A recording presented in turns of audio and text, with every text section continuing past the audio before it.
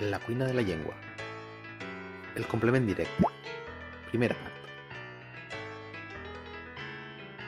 El complement directe és un complement del verb. Acompanya els anomenats verbs transitius.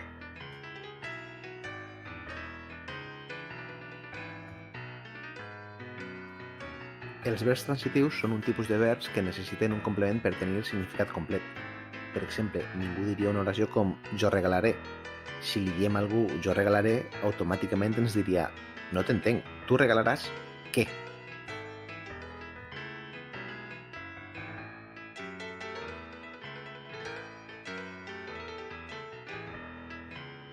Com podeu suposar, hi ha molts verbs transitius. Regalar, construir, donar, convidar, fer, agafar, anunciar, necessitar, dedicar, etc. etc.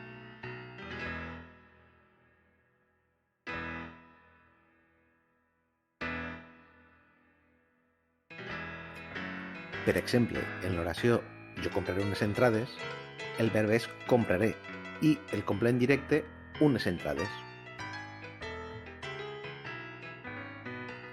El complement directe sol ser una entitat inanimada. Per exemple, demà duré ous per sopar, on ous és el complement directe.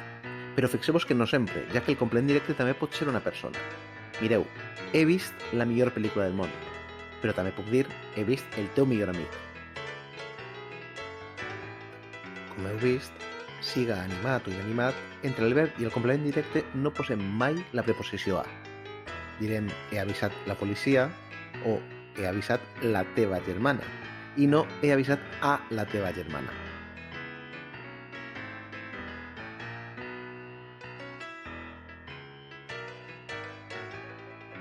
En resum, el complement directe acompanya els verbs transitius. Si li llevo el complement directe a un verb transitiu, l'oració sol perdre tot el sentit.